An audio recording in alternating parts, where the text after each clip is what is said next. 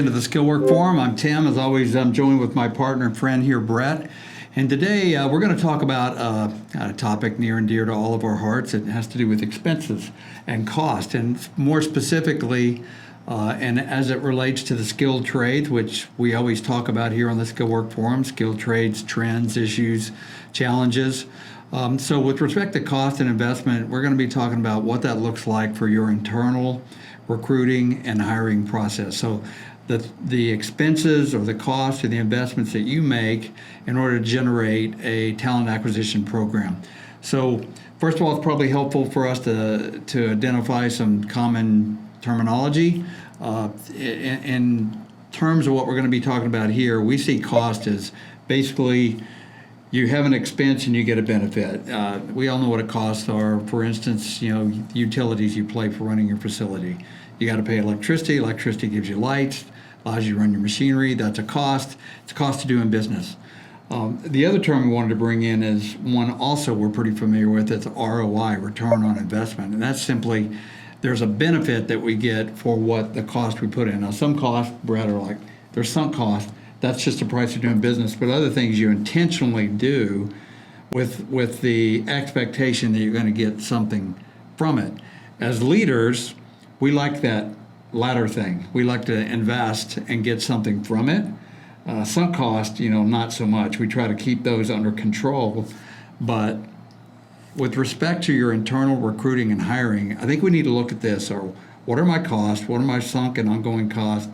And what benefit am I getting from that? So that's what we want to tee up today. Yeah, no, for sure. That's great, Tim. And so, yeah, like you said, back when I had the manufacturing company, it was a lot more exciting to those ROI things. Those were the sexy investments. The paying the light bill, wasn't as exciting, but you had to do it. And so, but specifically here, we're kind of talking about HR. One of the big trends that we've seen, probably in the last, I'm going to say 10 years, though that's not scientific. That's just me picking a number. And so, is that for many years, HR was HR. You didn't have this additional assets that you added to HR, which now is this talent acquisition groups. And so, used to HR managed, a variety of things in your facility. They did this, they did that. But, several years ago, because of the need to find more talent, whether that be skilled talent in our case or just, other employees in general, companies started to increase their HR budgets, and they really did it. Most companies, I think, when they did it, they felt like there was going to be the return on investment of those additional salaries and those additional positions was that we were going to get more talent. We were going to fill these positions, which would allow us to run our facilities more efficient, keep our employees from burning out, all those kinds of things. I know we've talked to companies and we've read some things, Tim, that said, some of these companies are increasing their HR budgets as much as 100%. Yeah. And the crazy part is they're not necessarily anticipating that they're going to see a return on that they've almost accepted the reality that they're having to make that additional investment to go find the talent just to basically tread water, to maintain. They're still having a hard time filling the full needs of what they want. So in essence, what was probably initially was justified by increasing those salaries and bringing those people in as, well, we're going to get a return on that, has now almost become a fixed cost or a sunk cost, as we would call it. Really has. It's interesting to me, used to be when you said HR, human resources, there was, in your mind, you had this idea of there was somebody there in the facility that took care of benefits and took care of your employees, and if there were issues or concerns, conflict resolution. Really, HR, a big part of traditional HR, has become compliance, risk mitigation, almost a form of, legal support. Mm-hmm. Whereas talent acquisition is in some cases not even part of HR, it's part of operations. So that is this new emerging part of your company. And I think the question begs to be answered or asked at least is that something we consider we're getting a return on that, or has that just become a sunk cost? And if so, are we doing it with our eyes wide open? So we really think that you need to look at this in kind of three different aspects in terms of the cost. They kind of fall into three categories. So you've got the upfront costs that are really no kidding sunk cost. This is the cost. We'll talk about this a little bit to put those people in place that manage your talent acquisition and run the process. There's also an ongoing cost of what it takes to run this, to run this process through your company. And then I think the one thing that we really want to tease out a little bit more is what about the hidden cost to this team, to this investment, to the process, to the approach that you put in place. So we're going to look at all three. Yep, nope, for sure. So like you said, really, if you go back, Tim and I are a little more seasoned, so we've been in the workforce, for quite a few years. And if I think back even 25 years ago, that to your point, Tim, on the HR, you didn't need talent acquisition people because the talent came to you. Yeah.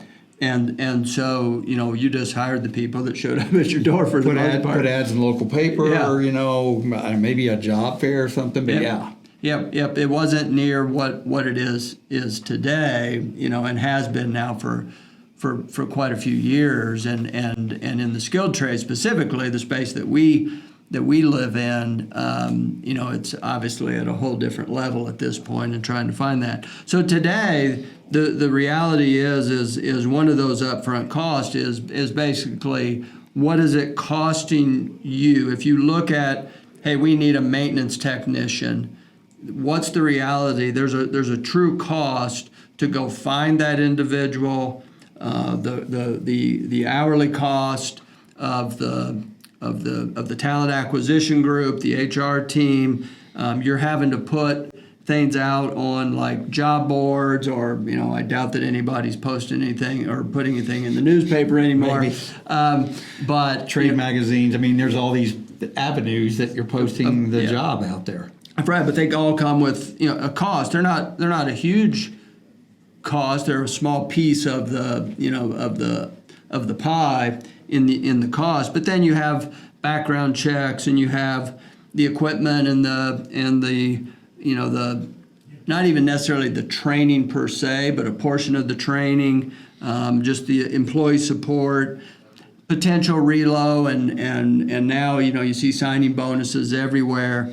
And so you take all of that information, or you take all of those costs, and the estimate that, not just our number, but a published number that you see out there in a variety of things, is that for every person that you hire in really more of a technical level, this wouldn't apply to a C-suite, type thing. Those costs would be much higher in that acquisition cost. But they say that for each employee right now, it's about $20,600, which comes from the hours. They figure about 30 hours for that HR talent person, that's what they've got invested in this. You've got, like I said, the employee support and the training, and then these other hard costs like background checks, whatnot. So for every person that if you're doing this internally, for every person that you go out and hire, it's somewhere around that. Now that cost is figured, right now they're saying it's averaging about 42 days to fill positions. If that number moves to the right, which we're hearing a lot of, matter of fact, some positions are not even getting filled, as that number moves to the right and the amount of time, then obviously you have more time invested and you have more, more costs that go into that. Yeah, and then as now you multiply that by how many openings you have, what's the size of your company. So we also pulled together some other statistics, and they say on general, one talent acquisition professional or employee for a company that has, say, 30 to 40 openings annually. However, if you're looking for more skilled or positions that are more challenging, like skilled trades, skilled craftsmen, that actually tends to be more like one talent acquisition to get 10 to 20 openings that you're managing through. That's not new employees, that's openings. So, each one of those then comes with multiple vetting that you have to do for every candidate. You look for those openings. So you can begin to see how this multiplies. So if you think about that individual that's working, let's say you're a company that has 10 to 20 openings, you've got one talent acquisition professional. So the average salary for that person, with commission, and these are statistics we pulled in, we're not making this up, it's about $75K. Fully loaded, that comes to around $101,000. So for your talent acquisition professional, for 10 to 20 openings, let's say it's going to cost you around $100,000. And then, as Brett mentioned, all the ancillary computers, office furniture, technology. Then a lot of times they go travel. There's job fairs. There's training. A lot of those costs all rolled in together. So the total cost, as you multiply this out and look at it, annualized, it can be from $200,000 to $500,000 for a small to even medium-sized company. Now, those are not insignificant numbers you're talking about. So it can really add up. No, it's a big reality. I think it's one that as business leaders, which is part of the audience that we speak to here on this forum, is these costs have kind of crept into companies, I would almost say, and I would say that because I lived it, is that we went from, an HR team and a budget, of probably a couple people and a few $100,000 to what eventually became a much larger organization, a much bigger piece, in all with the attempt and the goal of addressing this employee shortage, skilled shortage, just general employees, all talent across the board. And next thing you know, you've now had this very inflated budget, that was already, you already had an HR budget. This 2 to 500, which be a small, a large company would be well over $500,000, for a big company, going to be a much bigger budget. If you've got 20, 30, 40 locations, that's going to be a big number. So now I think the question becomes, Tim, is as a business leader, you've got to be looking at that and saying, if I'm spending $500,000 and I'm getting a great return because I'm filling all of my positions, my plants are running great, probably should keep spending that money. Yeah. And so, but if you're spending that kind of money, the reality is your facilities are saying, yeah, but they're not getting us any help. Then you got to start to think about that and say, okay, what's not working here? It's no different. You wouldn't continue to spend money in other parts of your business and get no return. I've said in many board meetings, trying to explain down to the dollar, what our return investment on that piece of equipment that we bought, this should really be under that same level of scrutiny. Yeah, it's important. So we're not suggesting that these costs are not a good idea. No. But what we are suggesting is to scrutinize those, and I think it is very much what you said. It's like this boil the frog slowly has happened. And this is absolutely not a knock on talent acquisition professionals or your HR group. These are just realities, and I think that the thing is you have to look at, and like Brett said, for any other sort of capital investment, are we getting a return? And if not, you need to ask yourself why, because there are real hard costs associated with this that you can pull out and you can allocate to that effort. The other thing that I think is a little bit more challenging, ROI is challenging anyway. It's always hard to get that. Let's just take, for instance, marketing expenses. How do you put a figure on what is the return on marketing and advertising? It's very hard to do. And this one, there are some hard costs, but there's also a lot of hidden cost as well as hidden benefits, and I think we want to talk a little bit about that. Yeah, no, for sure, Tim. I think, like you said, I don't want to come across as suggesting that everybody should fire all their talent acquisition people. They're worthless. That's not the case. These folks are working their tail off in a very difficult talent pool to try to solve a problem. Yeah. I think really it's more of analyzing, is that investment getting you to where you need to be, and are there other things that you can do that would be in addition to that piece, type of thing. So it's a piece that we all have to deal with in this very difficult talent, or shortage of talent. Right. And and the reason I think the hidden cost, Tim, is really the piece that those other costs are very upfront. This is what it costs to hire a person. This is what it costs us for that staff. The hidden side of that is, but if that's not working to the effective level that you need it to, what are the hidden costs that it's costing you and your company as you look at that? So we did some digging into that. The one of the big ones is the burnout and the culture erosion. So the point being that if you're not finding the staff that you need, if you're not finding the skilled technicians in our example or in our world that you're finding, what's the real impact of that? I just read a 2019 Deloitte survey of manufacturing companies, and I was surprised, I guess. Usually the percentages aren't quite this high. But they reported that 91% of workers reported workout that both affected their work and their personal relationships. So the impact of being understaffed and as well, I think you have to start to think about being underskilled. It has such a huge impact to the culture of your organization. So that's a hidden cost.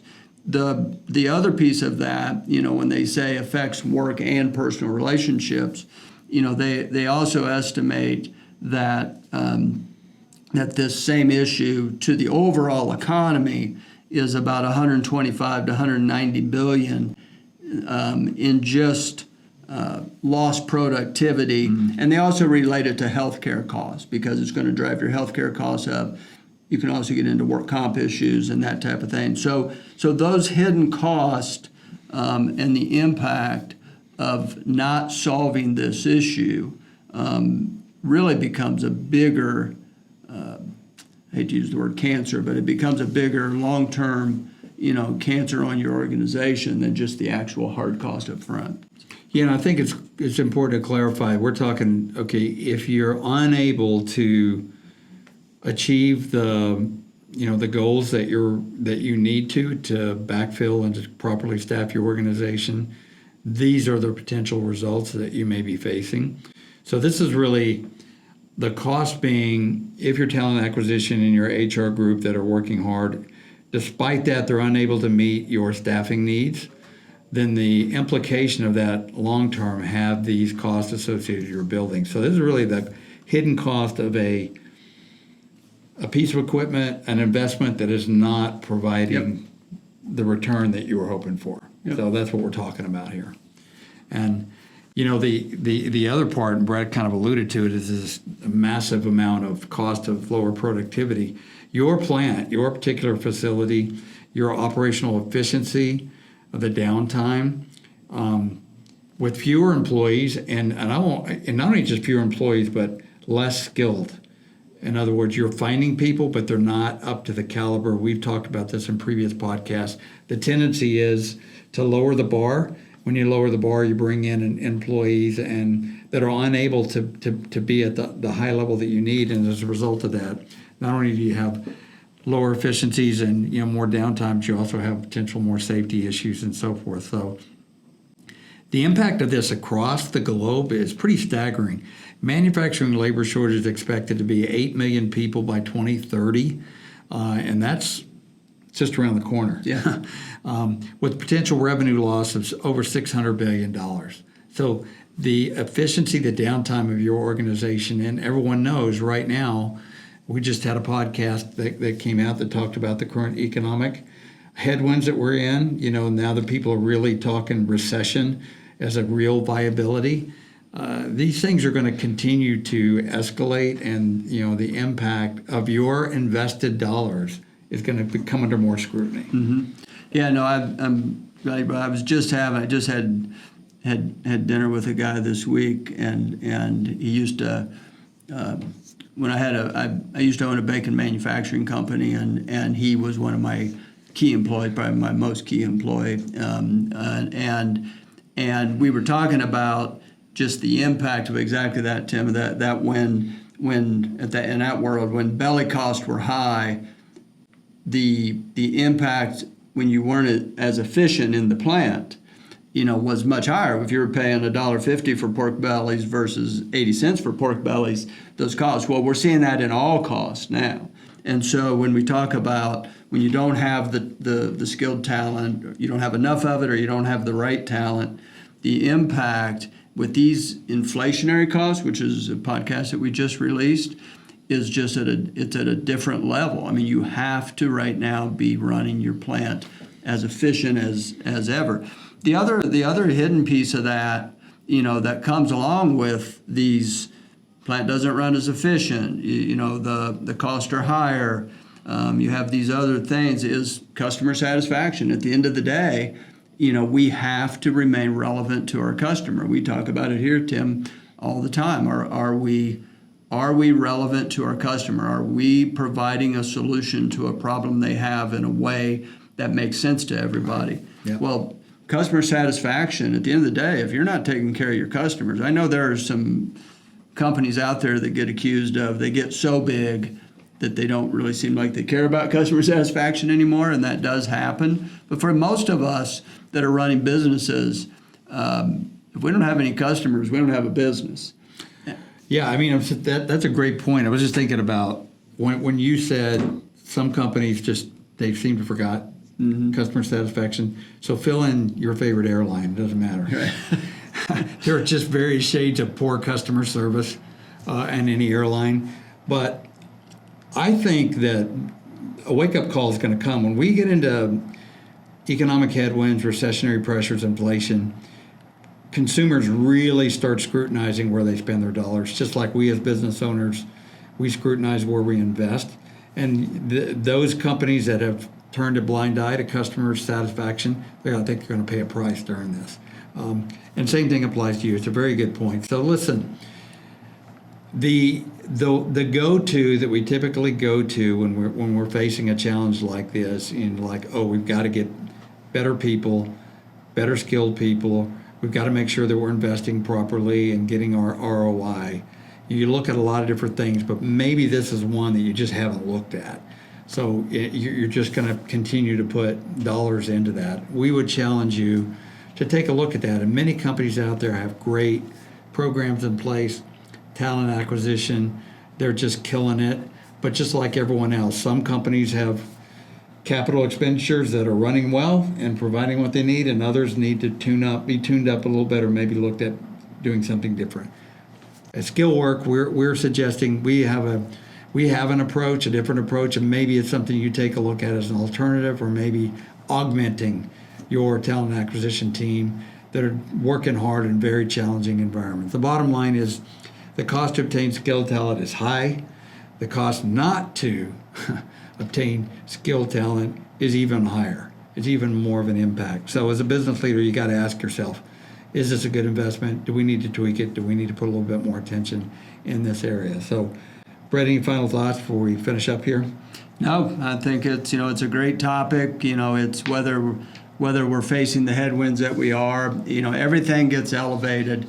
When you're having other, commodity costs are up, and every cost is up right now. Your wage cost is up.